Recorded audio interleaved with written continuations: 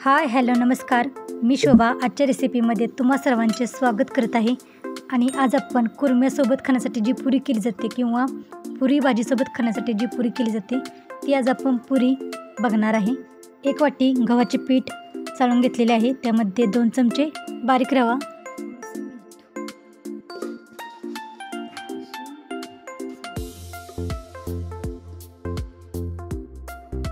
गव्हाच्या पिठात रवा आणि मीठ आणि साखर आपण एकत्र करून घेतलेले आहे. आणि त्यामध्ये आता थोडे थोडे पाणी घेऊन पिठाचा घट्टसर गोळा मळून घेत आहे.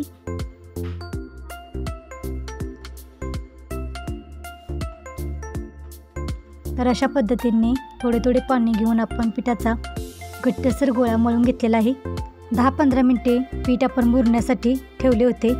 मुरत ठेवलेले पीठ आपण परत एकदा 2-3 मिनिटे मळून घेत आहे. पीठ मळून घेतल्यानंतर आपण पेढे एवढे पिठाचे गोळे तयार करून घेत आहे.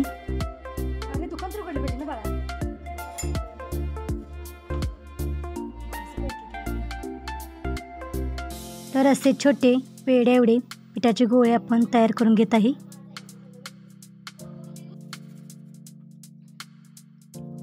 पिठाचा एक गोळा घेऊन आपण त्याला गव्हाचे पीठ लावून बशी एवढी आपण पुरी लाटून घेत आहे. तर पातळ पुऱ्या आपण लाटून घेणार आहे. तर अशा पद्धतीने आपण सर्व पुऱ्या लाटून घेणार आहे.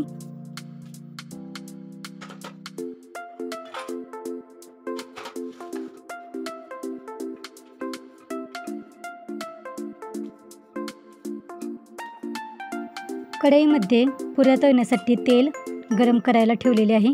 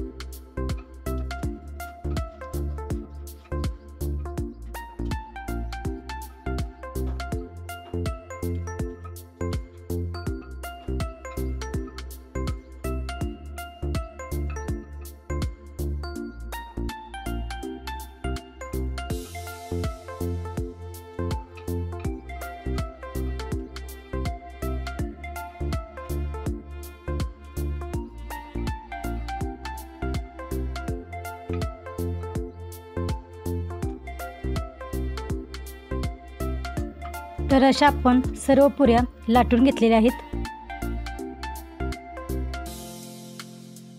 पुऱ्या तळण्यासाठी तेल आपण गरम करायला ठेवलेले आहे. आणि गरम केलेल्या तेलामध्ये आपण पुरी तळण्यासाठी सोडलेली आहे. एक बाजू तळून वरती आल्यानंतर आपण पलटी करून पुरीची दुसरी बाजू आहे ती तळून घेणार आहे. तर अशा पद्धतीने आपण पुरी दोन्ही बाजूंनी तळून घेणार आहे. आणि तळून झाली की ती आपण एका बाजूला काढून घेणार आहे. तर अशा पद्धतीने आपण सर्व पुऱ्या तळून घेणार आहे.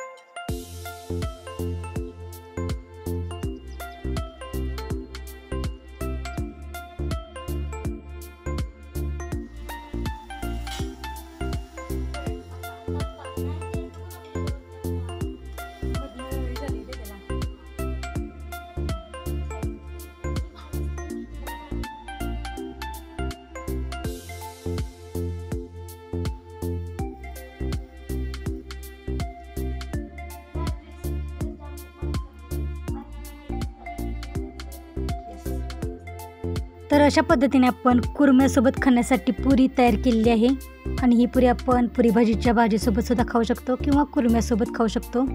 तर अशा पद्धतीने आपण खुसखुशीत पुरी तयार केलेली आहे। तर आजची रेसिपी कशी वाटली ती कमेंटमध्ये नक्की सांगा आणि चॅनेल अजून सबस्क्राईब केले नसेल तर चॅनेलला सबस्क्राईब करा आणि वेळात वेळ काढून रेसिपी पूर्ण बघितल्याबद्दल धन्यवाद।